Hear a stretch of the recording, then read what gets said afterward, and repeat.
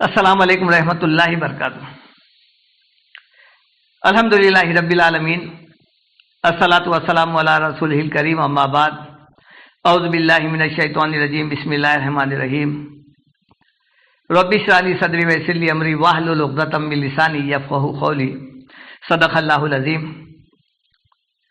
یہ سورہ الروم کی آیتیں 19 تا 27 ہے، جن کی آج ہم بتوفیق الہی تلاوت کریں گے۔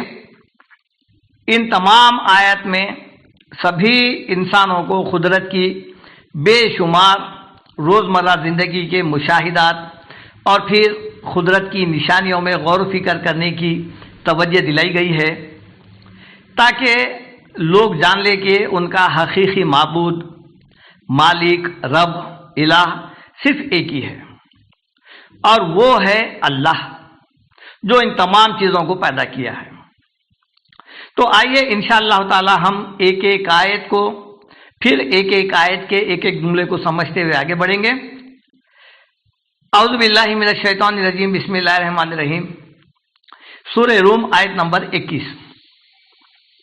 ارشاد باری تعالیٰ ہے، یخرج الحی من المیت و یخرج المیت من الحی۔ وہ اللہ جو مردے سے زندے کو نکالتا ہے اور زندے سے مردے کو۔ آیت کا مطلب یہ ہے کہ بے جان سے جاندار کو پیدا کرتا ہے اور جاندار سے بے جان کو پیدا کرتا ہے۔ یعنی اس کی مثال دیکھیے آپ، بیج سے درخت پیدا کرتا ہے، درخت سے بیج، اور پھر نطفے سے ایک جاندار کو پیدا کرتا ہے، پھر اسی جاندار سے پھر ایک نطفہ پیدا کرتا ہے۔ یا اس کا مطلب یہ بھی ہو سکتا ہے کہ ایک مومن سے کافر کو پیدا کرتا ہے اور کافر سے مومن کو۔ قرآن میں اس قسم کی بے شمار مثالیں ہیں، اور یہ سبھی اسی لیے دی گئی ہے کہ اللہ ہی الہ واحد ہونے کی زبردست دلیل ہے۔ یعنی کسی بے جان سے جاندار پیدا کرنا ایک الہ واحد کا کام ہو سکتا ہے، اور وہ ہے اللہ۔ اور ہم سبھی دن رات ان تمام چیزوں کا مشاہدہ کرتے چلے آ رہے ہیں۔ وَيُحْيِي الْأَرْضَ بَعْدَ مَوْتِهَا۔ اس کے بعد اللہ تعالیٰ فرماتے ہیں، وہی ذات ہے جو زمین کو مرنے کے بعد، مردہ ہو چکنے کے بعد، سوکھ کر خشک ہو جانے کے بعد، چٹیل میدان ہو جانے کے بعد پھر زندگی بخشتا ہے، تر و تازہ کر دیتا ہے، پیڑ پودوں سے، نباتات سے، ہری بھری گھاس سے مخملی لباس پہنا کر اسے بالکل زندہ کر دیتا ہے۔ آیت کا مطلب یہ ہے زندے سے مردے کو نکالنا اور مردے سے زندے کو نکالنا۔ اس کے لیے اللہ تعالیٰ نے زمین کی مثال دی ہے کہ مر چکنے کے بعد دیکھو ہم اسے زندہ کر دیتے ہیں۔ وَكَذَلِكَ تُخْرَجُونَ۔ اب انسانوں کی طرف مخاطب ہوتے ہوئے فرماتے ہیں، بالکل اسی طرح جس طرح تم زمین کو دیکھ چکے، مردہ ہونے کے بعد ہم نے زندہ کیا، اسی طرح تم بھی قیامت کے دن زمین سے یعنی خبروں سے نکالے جاؤ گے۔ جس طرح زمین سے سبزہ اگا تھا، اسی طرح خبروں سے تم نکل پڑو گے۔ یہ قیامت قائم ہونے کی سب سے بڑی دلیل ہے۔ یہ ہمارے سامنے قیامت کا گویا کہ ایک ریئلسل ہے، جس کا ہم روزانہ نظارہ کر رہے ہیں۔ یہ نظارہ اسی لیے کیا جا رہا ہے کہ دیکھو مرنے کے بعد تمہیں اٹھایا جائے گا۔ آیت نمبر 20۔ وَمِنْ آیَاتِهِ أَنْ خَلَقَكُم مِّن تُرَابٍ۔ وَمِنْ آیَاتِهِ، یہ جملہ لگاتار اس کے بعد تقریباً آیتوں میں آیا ہے، بار بار دہرایا گیا ہے، تکرار کے ساتھ آیا ہے۔ وَمِنْ آیَاتِهِ، اس کے نشانیوں میں سے ایک نشانی یہ بھی ہے، أَنْ خَلَقَكُم مِّن تُرَابٍ، یہ کہ اللہ تعالیٰ نے تمہیں مٹی سے پیدا کیا ہے۔ مٹی سے مراد یہی زمین کی مٹی ہے، جیسا کہ سورہ طٰہٰ میں ہے، منہا خلقناکم، اسی مٹی سے ہم نے تمہیں پیدا کیا، وفیہا نعیدکم، اور مرنے کے بعد اسی مٹی میں دفن کروں گی، ومنہا نخرجکم تارۃ اخری، اور پھر اسی مٹی سے یعنی خبروں سے تمہیں دوبارہ حساب کتاب کے لیے جمع کیا جائے گا۔ یہ ہے مٹی سے پیدا کرنے کا مطلب، یعنی مٹی کے اجزاء سے پیدا کرنا، یہ بھی مطلب ہو سکتا ہے۔ اور پھر اس کا ایک مطلب یہ بھی ہو سکتا ہے کہ انسان کی ہر قسم کی تمام تر ضرورتیں، غذائیں یہ زمین کے ذریعے سے ہی حاصل ہوتی ہیں۔ انہی غذاؤں کے ذریعے سے انسان کی نشو و نمائی ہوتی ہے، اسے توانائی ملتی ہے، کھانے پینے کی اشیاء اسی سے ملتے ہیں، طاقت ملتی ہے، قوت ملتی ہے، اس کا مطلب ایک یہ بھی ہو سکتا ہے کہ ہم نے اسی مٹی سے پیدا کیا۔ ثم اذا انتم تنتشرون، پھر ایک تم بشر بن کر پھیلنے لگے، یعنی ہم اسی مٹی سے پیدا کیے اور پھر تمہاری نسل اسی زمین پر چلتے گئی، بڑھتے گئی، اسی طرح تمہاری زندگی کا آغاز ہوا اور پھر دیکھتے ہی دیکھتے پوری دنیا میں انسانوں کی آبادی سے دنیا بھر چکی۔ آیت نمبر 21، وَمِنْ آیَاتِهِ أَنْ خَلَقَ لَكُم مِّنْ أَنفُسِكُمْ أَزْوَاجًا لِتَسْكُنُوا إِلَيْهَا، یہاں پر بھی وہی بات دہرائی جا رہی ہے کہ اس کے نشانیوں میں سے ایک بڑی نشانی یہ بھی ہے ان خلق لکم من انفسکم ازواجا، کہ تمہیں میں سے تمہارے لیے اللہ تعالیٰ نے تمہارا جوڑا بنایا ہے، یعنی تمہاری بیویاں بنائی ہیں، لتسکنوا الیہا، تاکہ تم ان بیویوں کے ذریعے سے، جوڑوں کے ذریعے سے سکون حاصل کرو۔ اللہ تعالیٰ صرف انسانوں کی جوڑے نہیں بنائے ہیں، بلکہ سورہ ذاریات میں ہے وَمِن كُلِّ شَيْءٍ خَلَقْنَا زَوْجَيْنِ لَعَلَّكُمْ تَذَكَّرُونَ، ہم نے ہر چیز کے جوڑے بنائے ہیں، جوڑ پیدا کیا ہے، ہر مخلوق کے جوڑ ہے، ہر قسم کے جوڑ پیدا کیے ہیں۔ اس کی وجہ کیا ہے؟ لِتَسْكُنُوا إِلَيْهَا، تاکہ تمہیں سکون ملے، یعنی جوڑوں کے ذریعے سے سکون حاصل کرنا ہے۔ آیت میں جو بتایا جا رہا ہے کہ تم سکون حاصل کرو، تمہیں چین و سکون ملے۔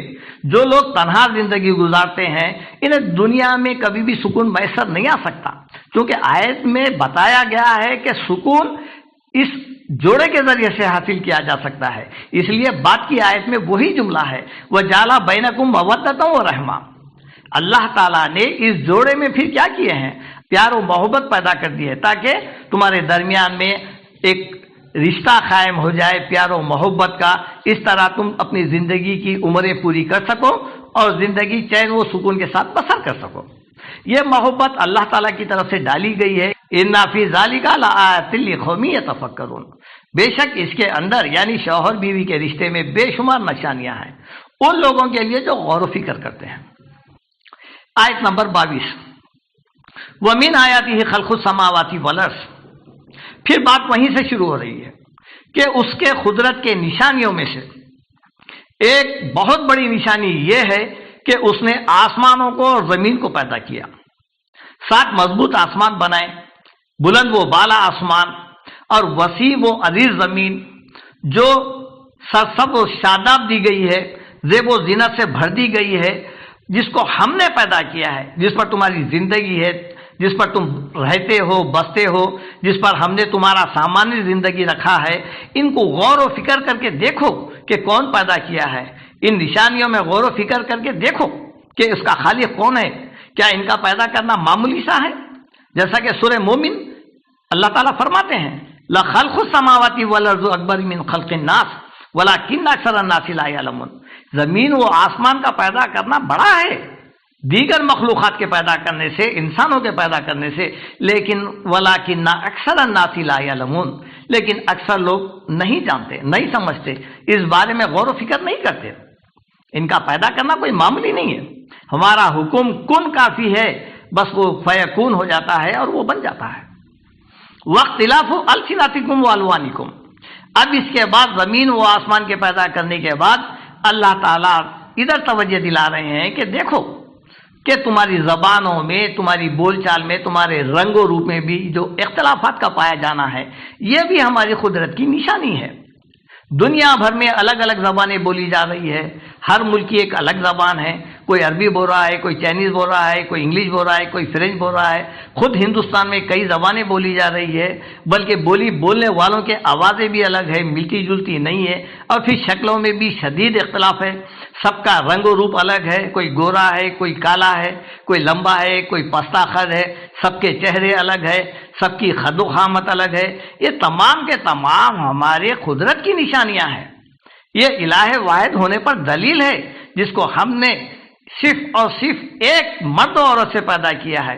سب کے ماں باپ مختلف نہیں تھے، لیکن ہم ایک عورت اور ایک مرد سے اتنے کئی قسم کے، کئی رنگ و روپ کے، کئی زبانوں میں ان کو ڈھال دیا ہے، جیسا کہ سورہ حجرات میں اللہ تعالیٰ فرماتے ہیں یا ایھا الناس انا خلقناکم من ذکر و انثی، اے لوگو ہم نے تم کو ایک مرد ایک عورت سے پیدا کیا ہے، پھر الگ الگ خاندانوں میں قبیلوں میں بانٹ دیا ہے تاکہ پہچان ہو.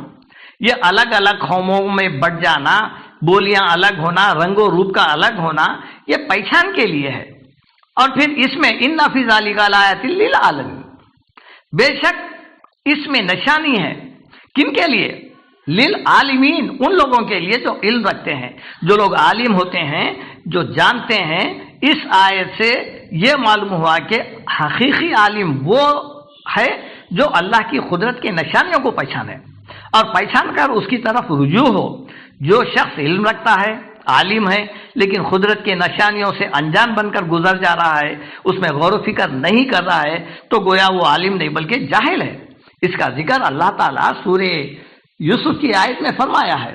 وَكَأَيٍّ مِّنْ آیَةٍ فِي السَّمَاوَاتِ وَالْأَرْضِ يَمُرُّونَ عَلَيْهَا وَهُمْ عَنْهَا مُعْرِضُونَ. ہم نے زمین و آسمان میں ہماری قدرت کے بے شمار نشانیاں رکھ دی ہیں جس پر سے لوگ دن رات ہو کر گزر رہے ہیں لیکن اندھے بن کر. آیت نمبر 23، وَمِنْ آیَاتِهِ مَنَامُكُمْ بِاللَّيْلِ وَالنَّهَارِ. اور اس کے نشانیوں میں سے ایک نشانی یہ بھی ہے کہ رات اور دن میں تمہارا سونا، یعنی تمہارا آرام کرنا.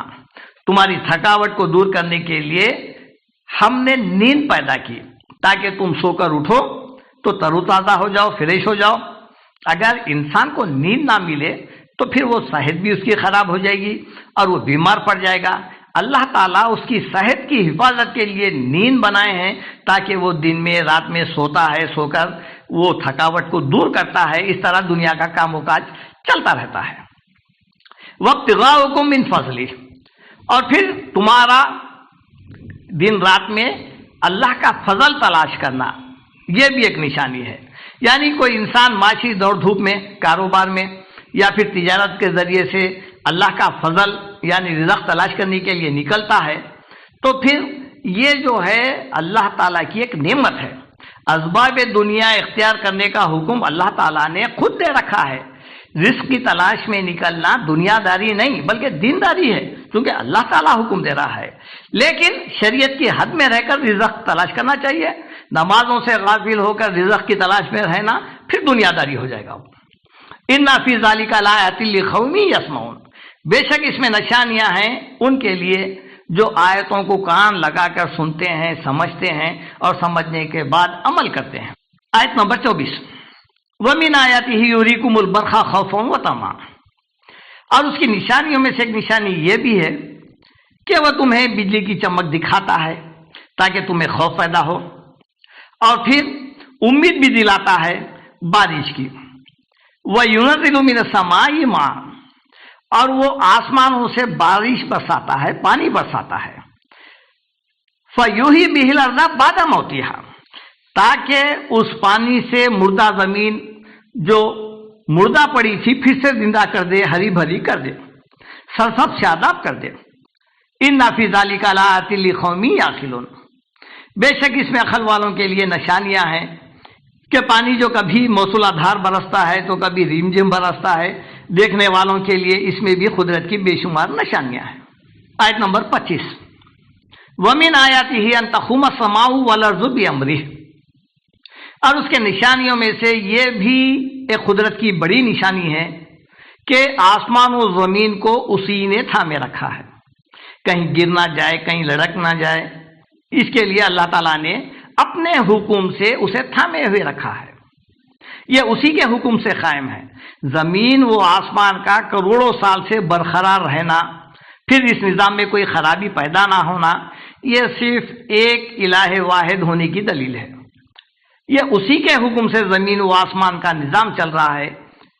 ثم اذا دعاکم دعوة من الارض، پھر وہ جب تم کو زمین سے پکارے گا زندہ کرنے کے لیے، قیامت کے دن حساب کتاب کے لیے، بدلے کے لیے، جو ہی وہ تم کو ایک آواز دے گا، اذا انتم تخرجون، تم سب زمین سے زندہ ہو کر جسموں سمیت نکل پڑو گے. یہ قیامت کا دن ہوگا جو اللہ تعالیٰ سب کو حساب کتاب کے لیے اکٹھا کرے گا، ایک بھی نہ بچے گا. جیسا کہ سورہ کہف میں ہے، وَحَشَرْنَاهُمْ فَلَمْ نُغَادِرْ مِنْهُمْ أَحَدًا، ہم سب کو اکٹھا کر لیں گے، کوئی ایک انسان، کوئی ایک بچہ کسی پانی میں، کسی خبر میں، کسی جانور کے پیٹ میں باقی نہیں رہے گا، بلکہ سب کے سب حاضر کر دی جائے گی۔ آیت نمبر 26، وَلَهُ مَنْ فِي السَّمَاوَاتِ وَالْأَرْضِ كُلٌّ لَهُ قَانِتٌ، مطلب یہ ہے آسمان و زمین میں جتنی بھی مخلوق ہے وہ سب کے سب اسی کی مطیع اور فرما بردار ہے، چاہے وہ مخلوق جاندار ہو یا بے جان، سورج، چاند، تارے، ہوا، پانی، چرند پرند، حیوانات، جانور، حشرات الارض، سبزہ، درخت، سب کے سب اسی کے حکم کے پابند ہے، فرما بردار ہے، مطیع ہے، اس کے حکم سے سرکشی نہیں کرتے۔ ہاں البتہ انسان اور جنات جن کو اللہ تعالیٰ نے ارادہ دیا ہے، اختیار دے کر زمین پر بھیجا ہے آزمائش کے لیے، یہ لوگ حکم کی نافرمانی بھی کرتے ہیں، فرما برداری بھی کرتے ہیں، اسی لیے آزمائش کے لیے بھیجا ہے۔ یہی وجہ ہے کہ ان میں نیک بھی ہے اور بد بھی ہے۔ آیت نمبر 27، وَهُوَ الَّذِي يَبْدَأُ الْخَلْقَ ثُمَّ يُعِيدُهُ، وہی اللہ ہے، وہی اللہ کی ذات ہے جو ابتدا کرتا ہے، ہر مخلوق کی ابتدا کرتا ہے، پہلی مرتبہ پیدا کرتا ہے اور پھر دوبارہ بھی وہی پیدا کرے گا، اس کا اعادہ بھی وہی کرے گا، یعنی پہلی مرتبہ بھی وہی پیدا کرا ہے اور پھر فنا ہونے کے بعد، مرنے کے بعد، نیست و نابود ہو جانے کے بعد دوبارہ بھی وہی اٹھائے گا، جی اٹھائے گا، دوبارہ پیدا کر لے گا۔ اور یہ دوبارہ پیدا کرنا فنا ہونے کے بعد اس کے لیے کوئی مشکل نہیں ہے۔ وَهُوَ أَهْوَنُ عَلَيْهِ، یہ اس کے لیے بہت آسان ہے، اس کے لیے کوئی مشکل کام نہیں ہے، کیونکہ مشکل ہوتا ہے پہلی مرتبہ پیدا کرنا، دوسری مرتبہ پیدا کرنا آسان ہے اور یہ ہر انسان سمجھ سکتا ہے۔ اس لیے اللہ تعالیٰ نے مشرکان مکہ کے ان معبودوں سے فرمایا، اے نبی آپ پوچھو ان سے، قُلْ هَلْ مِن شُرَكَائِكُم مَن يَبْدَأُ الْخَلْقَ ثُمَّ يُعِيدُهُ، کیا تمہارے شریکوں میں سے کوئی بھی شریک ایسا ہے کہ کسی بھی مخلوق کو پہلی مرتبہ پیدا کرے، پھر مرنے کے بعد اسے دوبارہ، فنا ہونے کے بعد دوبارہ پیدا کرے؟ یہ نہیں کر سکتے۔ قُلِ اللَّهُ، آپ بولو یہ اللہ کر سکتا ہے، يَبْدَأُ الْخَلْقَ ثُمَّ يُعِيدُهُ، یہ وہی اللہ ہے جو تم کو پیدا کیا ہے، یہ پہلی مرتبہ بھی پیدا کر سکتا ہے اور فنا ہونے کے بعد کئی وقت پیدا کر سکتا ہے۔ فَأَنَّىٰ تُصْرَفُونَ، تم کدھر بھٹکے چلے جا رہے ہیں؟ وَلَهُ الْمَثَلُ الْأَعْلَىٰ فِي السَّمَاوَاتِ وَالْأَرْضِ وَهُوَ الْعَزِيزُ الْحَكِيمُ، اسی کے لیے اعلیٰ مثالیں ہیں، آسمانوں میں بھی ہے، زمین میں بھی ہے، اور وہ غالب اور حکمت والا ہے۔ یعنی اللہ تعالیٰ کی ذات ایسی ہستی ہے جس کی کائنات میں کوئی مثال نہیں۔ یہی وجہ اللہ تعالیٰ نے فرمایا سورہ انفال میں، فَلَا تَضْرِبُوا لِلَّهِ الْأَمْثَالَ، اللہ کے لیے کسی قسم کی بھی مثال مت دو۔ اور یہاں پر بھی وہی بتایا جا رہا ہے، وَلَهُ الْمَثَلُ الْأَعْلَىٰ، اسی کے لیے اعلیٰ مثالیں ہیں۔ لَيْسَ كَمِثْلِهِ شَيْءٌ، سورہ شورى میں بتایا کہ اس کے جیسی کوئی چیز نہیں ہے۔ آسمانوں زمین میں اسی کے لیے اعلیٰ مثالیں ہیں اور وہ اپنی ذات اور صفات میں ایکتا ہے۔ یہ تھا مفہوم سورہ روم آیات 19 تا 27 کا، جسے اللہ کی توفیق سے حتی المقدور ہم سمجھنے کی کوشش کیے ہیں۔ اللہ تعالیٰ سے دعا ہے کہ اللہ تعالیٰ ہمیں سیدھے راہ پر، صراط مستقیم پر چلائے، اور اللہ تعالیٰ کی قدرت کی ایک ایک نشانیوں کو سمجھ کر اس کی طرف رجوع ہونے کی توفیق عطا فرما۔ وآخر دعوانا ان الحمدللہ۔